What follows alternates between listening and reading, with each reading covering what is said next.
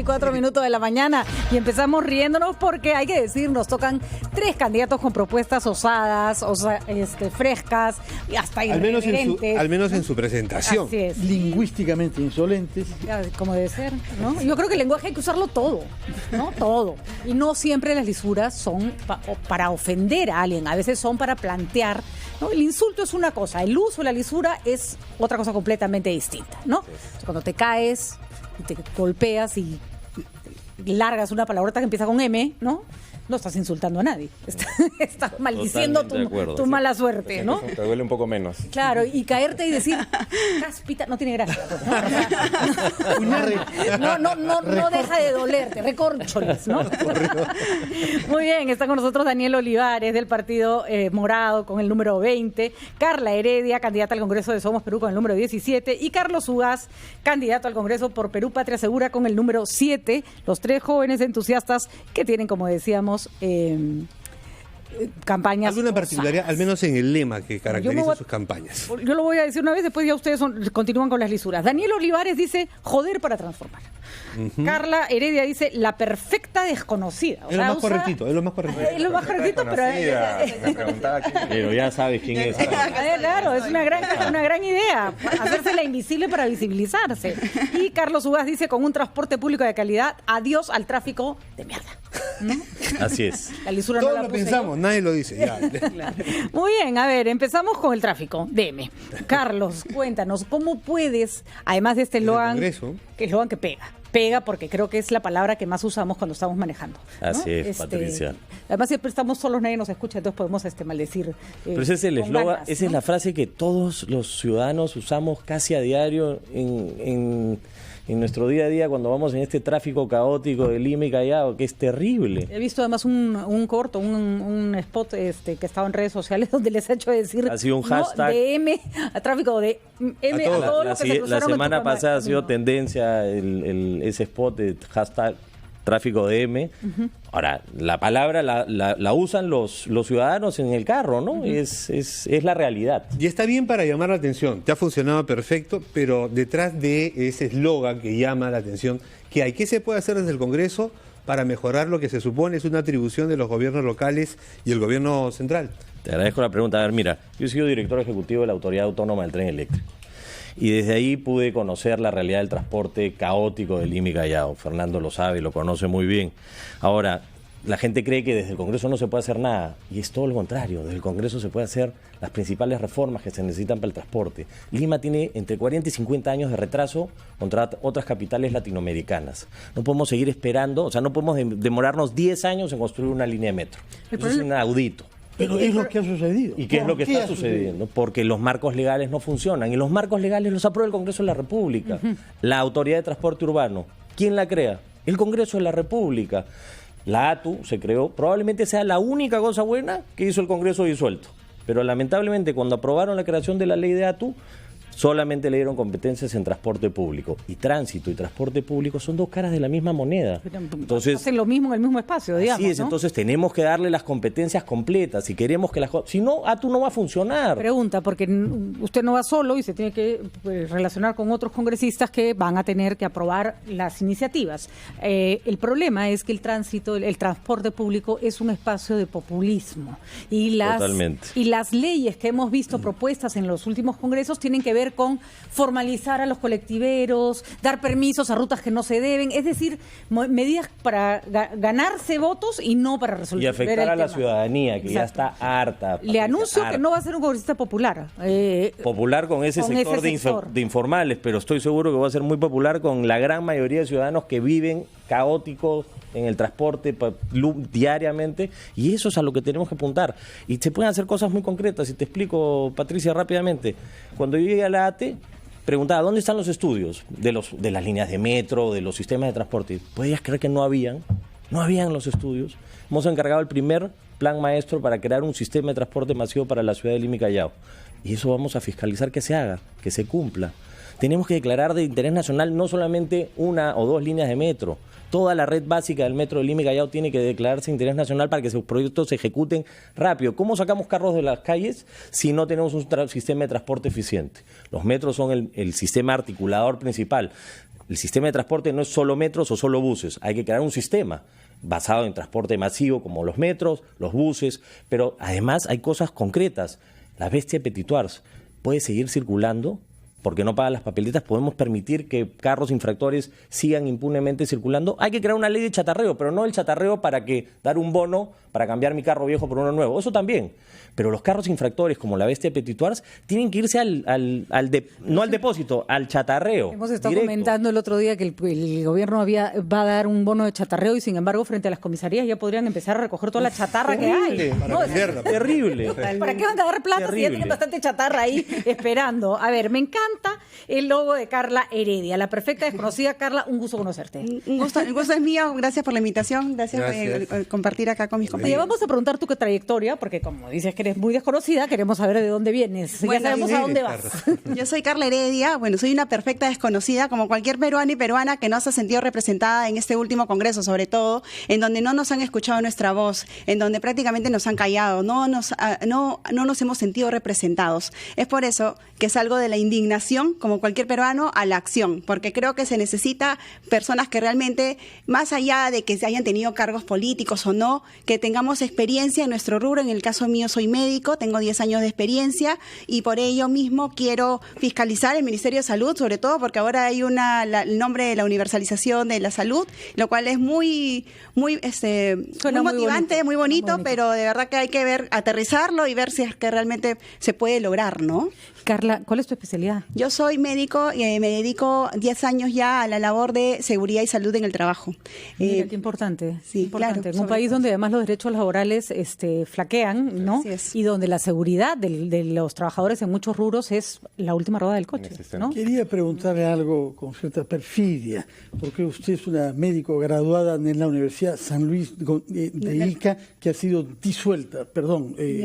privada de licencia por la SUNEDU. ¿Cómo evalúa usted su universidad?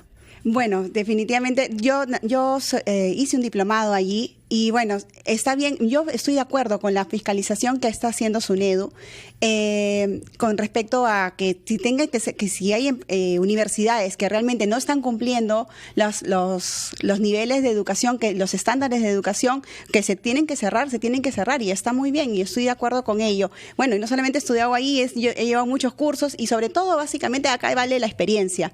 Mi experiencia es que yo he estado ya trabajando 10 años con muchas empresas, básicamente ayudándolas y ayudándolas a que sus trabajadores puedan ser beneficiados con un trabajo digno, ¿no? Y eso es lo que quiero motivar también, a que SUNAFIL, con sus 650 inspectores nada más que tiene para la gran masa empresarial, pueda realmente motivarse a que pueda expandir y pueda promover mayores fiscalizadores o articularse con otras unidades del Estado para que precisamente podamos fiscalizar estas empresas y mejorar y ya no haber tanta informalidad de ellas, ¿no?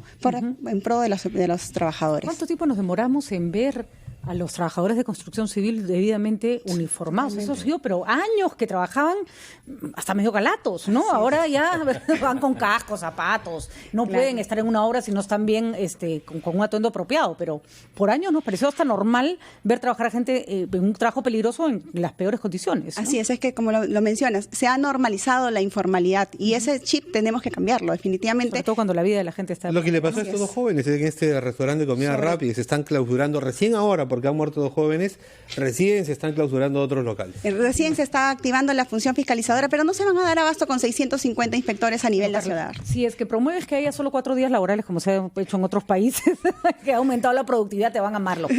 Pero no creo que sea viable. El voto preferencial va a crecer. Bueno, y a Daniel Olivares lo podemos llamar el jodido de la mesa. Él ha puesto su eslogan joder para transformar y puede ser muy provocador, pero hay que tratar de entender ver qué hay detrás. Claro, cuál es el contenido de ese joder. Totalmente. Y, por ejemplo, hoy día de 7 de la mañana a 9 he estado aquí en esta esquina, en Aramburu, para esta estación, porque mi material de campaña es un periódico que he hecho, con noticias que vemos y las soluciones. Y es alucinante, la gente en la calle que ya me empieza a reconocer me dice eso. Además, acá en el segundo piso de RPP también me han dicho, a joder, ¿no?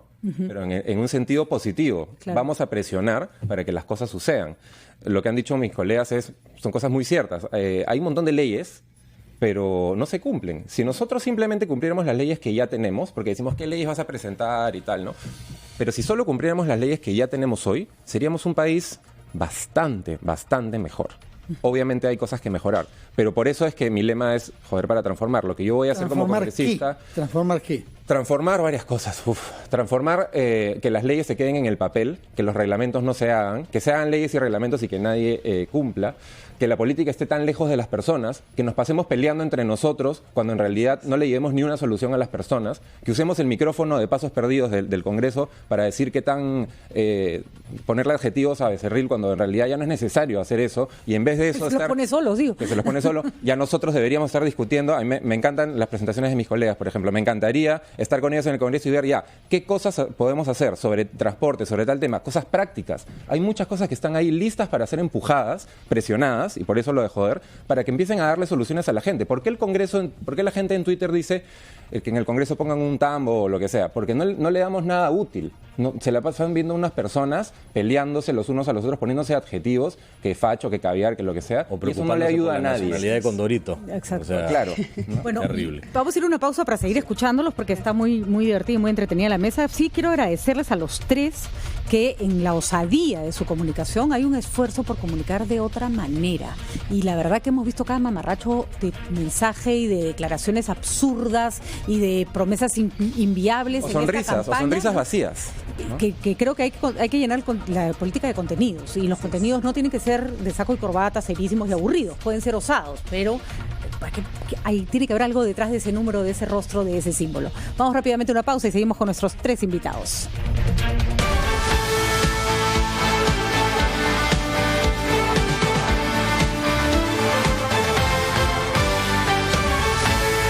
La República con ideas nuevas, con caras frescas y con eslóganes insolentes. Ha estado, la verdad, divertido lo que han estado proponiendo, pero también hay una suerte como de necesidad de recuperar a partir de la confrontación con no con el otro, sino con las ideas, con lo que ocurre, de recuperar un poco de contenido. Si hablábamos de eso, uno de los peores dramas de los congresos es que se volvió en una suerte como de eco de nada, ¿no? Totalmente.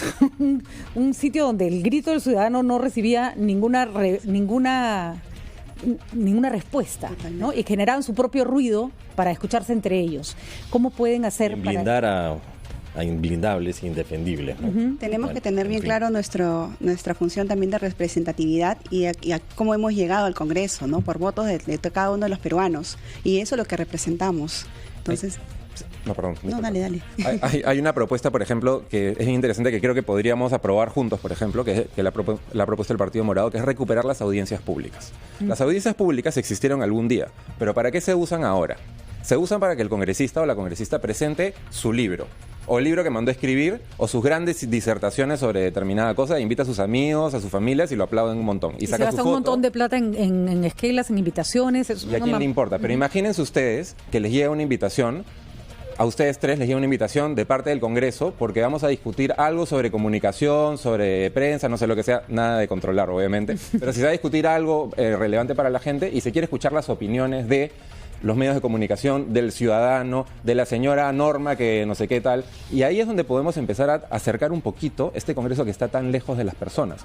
Las audiencias públicas... Se hace, pero no tiene la publicidad de pronto, o mejor dicho, esa mala prensa que tenía, esas actitudes confrontacionales, eso le quitó espacio, pero sí existe ese espacio en el, por ejemplo, en el Parlamento Nacional.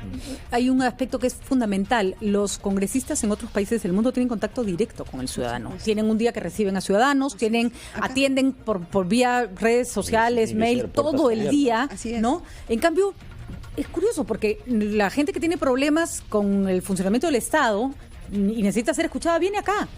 Nosotros no somos el Congreso de la República.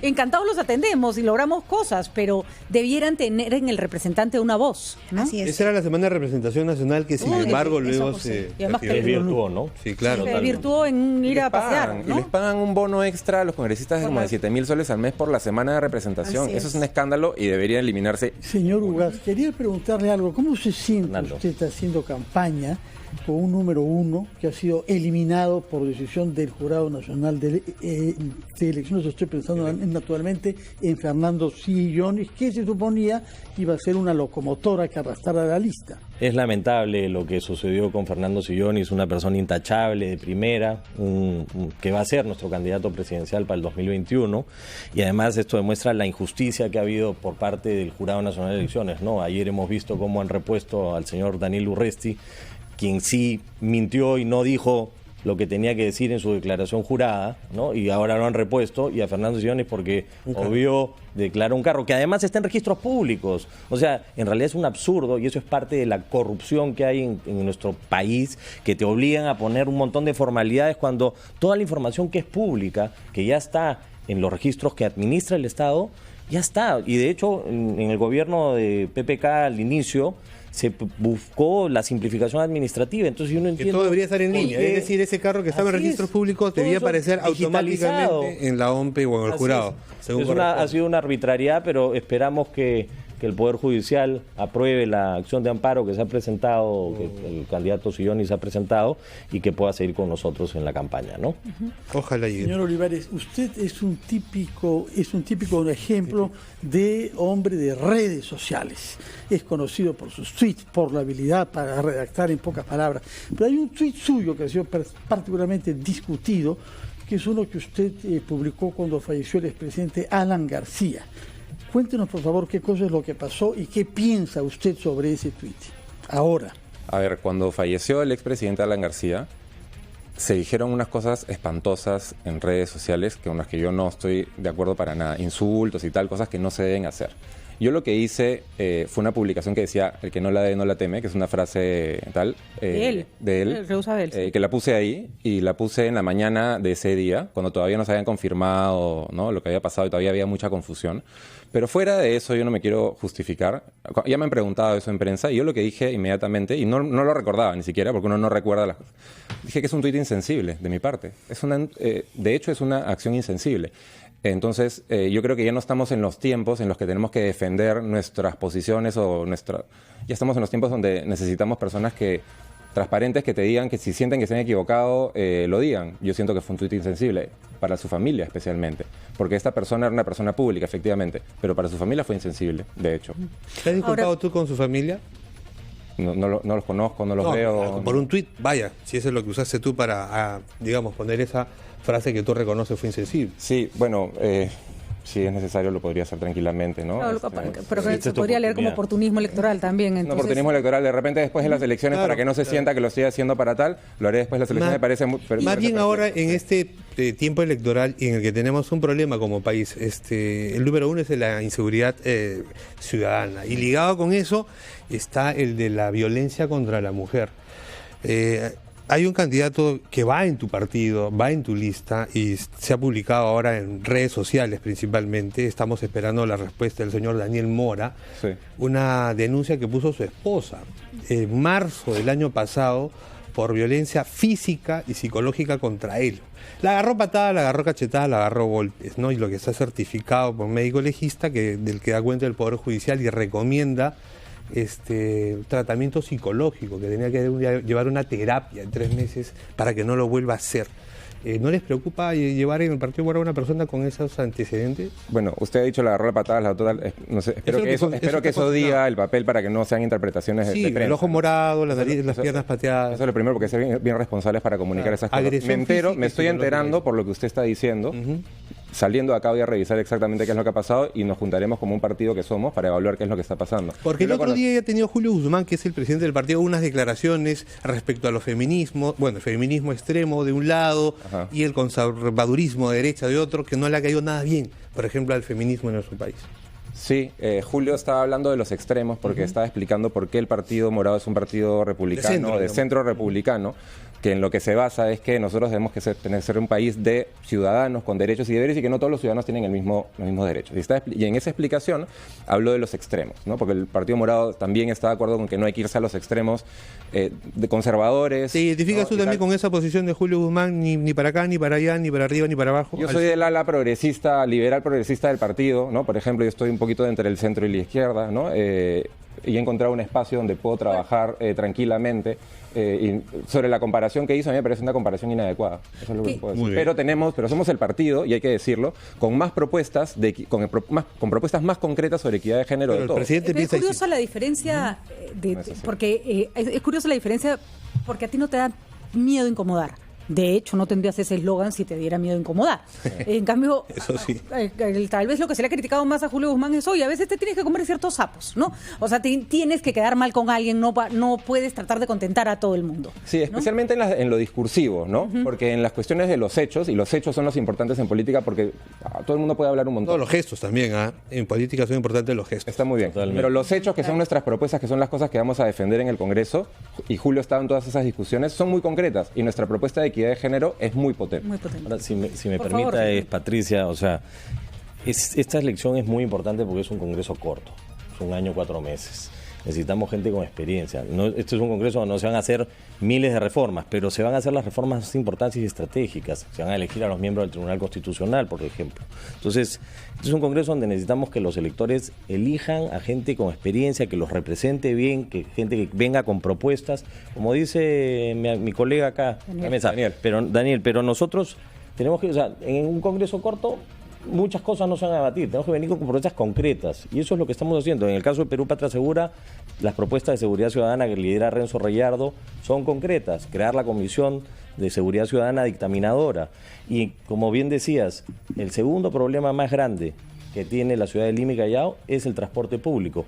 Y hay un problema de seguridad con el transporte, porque te asaltan en los semáforos, te rompan las lunas. Es uno de los espacios donde la mujer es más vulnerable. Así es, más vulnerable, ¿no? La agreden sexualmente en el metropolitano, esas cosas que hemos visto desde terror, este señor que ha escapado. Una mujer quemada en un bus. Así es, terrible. Hora punta. Todos los días. Todos los días, ayer, por ejemplo, también. Así es que tenemos que pensar en el ciudadano de a pie. Así es. Y Carla, me gustaría escuchar tu opinión, porque se le hemos preguntado a todas las mujeres, a los hombres también hay que preguntarles, pero las mujeres son como las que ponen en agenda los temas que tienen que ver con la mujer. Agradecemos a los hombres que se han sumado a esa iniciativa. ¿Cuál es tu posición con respecto, por ejemplo, a la educación con enfoque de género, sobre la cual muchos candidatos han planteado que no la quieren, ¿no? Es que tenemos que, una de mis propuestas, ya como Carla Heredia también y como el partido también, es promover una cultura de igualdad de oportunidades para todos, y eso también debemos incluir a los 4 grupos más vulnerables, no sé, aparte de los niños y niñas y adolescentes, mujeres y adultos mayores, también debemos incluir a las personas con algún tipo de discapacidad, a las personas indígenas y originarias, a los afroperuanos y a la comunidad LGTBI. Todo ello deberíamos promover una cultura de oportunidades, de prevención, una cultura de valores. Se ha perdido ello, hay muchos prejuicios en el Perú, y debemos ya quitarnos esa etiqueta totalmente. Hay que fomentar, capacitar a los profesores para incentivar a diálogos con los padres y madres y familias, y también con los alumnos, a promover esta cultura de igualdad. Muy bien, porque además los prejuicios suelen venir de casa. Así es. Suelen heredarse de casa. Entonces, si se deja solo al hogar, la función, el círculo no se rompe nunca. Por supuesto. No hay nada más útil que te cuestione un hijo, ¿no? Sí. No hay nada más útil a que en la mesa estás comiendo y tu papá... Un hijo bien informado. Un hijo bien informado que voltea y te dice, papá, eso es machista. Eso, o mamá está siendo machista. Totalmente. En la calle había un niño que le decía, mamá, ¿y por quién vas a votar? Ay, no sé, hijo, no importa. Claro que sí importa, mamá, tienes que saber por quién vas a votar. Eso es. Perfecta desconocida. Por eso hay una propuesta que sería bacán también, que si entramos la impulsemos juntos, que es la ley del servicio cívico. La ley del servicio cívico es una ley para crear un programa con Ministerio de Educación y gobiernos locales para que todos los chicos y chicas de 16 años de todo el país, voluntariamente, pero con buenos incentivos, muy atractivos del Estado y de los privados, aprendan qué cosa es ser un ciudadano desde antes de tener su DNI. Desde cómo hacer una empresa, cómo sacar un RUC, cómo hacer una denuncia, hasta qué cosas puede hacer un alcalde para que cuando hayan una campaña y una encuesta, ellos puedan saber y le puedan decir al papá, ¿sabes qué? Eso no lo puede hacer, está mintiendo. O que los podamos ver en la calle con sus chalecos ayudando en cosas del tráfico. O saber a dónde llamar si hay violencia familiar, o saber, que sean el mejor ejemplo. Pero no solamente eso, lo que mucha gente, gran cantidad de gente, cuando tú dices, voy a trabajar en el Estado, dices, ¿para qué hacer trabajar en el Estado? Oye, trabajar en el Estado debería ser algo honroso, algo de orgullo. Bueno, ustedes acá uno te dice, ¿te vas a trabajar? No, te van a enjuiciar. Oye, te van a enjuiciar si eres corrupto, te van a enjuiciar si haces las cosas mal. Pero si tú trabajas dignamente por tú haces tu trabajo como corresponde, nadie te va a enjuiciar. Yo he estado 3 años en la Autoridad del Tren Eléctrico, no tengo una denuncia ni administrativa ni de ningún tipo. Y no tengo miedo de lanzarme ahora al que ha sido un Congreso. sector complicado. Bueno, señores, por más candidatos como ustedes. Gracias Por por la invitación y gracias por ello. Les deseamos toda la suerte del mundo, nos gusta su discurso, son parte de la mayoría, hay que decirlo, candidatos jóvenes que han venido con propuestas frescas, con espíritu de renovación, y no dejemos que la política se canibalice, se banalice. Creo que la mejor forma de que eso no ocurra es que haya gente como ustedes. Toda la suerte en esta campaña. Muchas gracias. Con Patricia, nosotros, Fernando. Daniel Olivares, número 20 del Partido Morado, Carla Heredia, número 17 por Somos Perú, y Carlos Ugaz, el número 7 por el Partido de Perú Patria Segura, con la ESI. Gracias por estar con nosotros. Revolvemos en un ratito.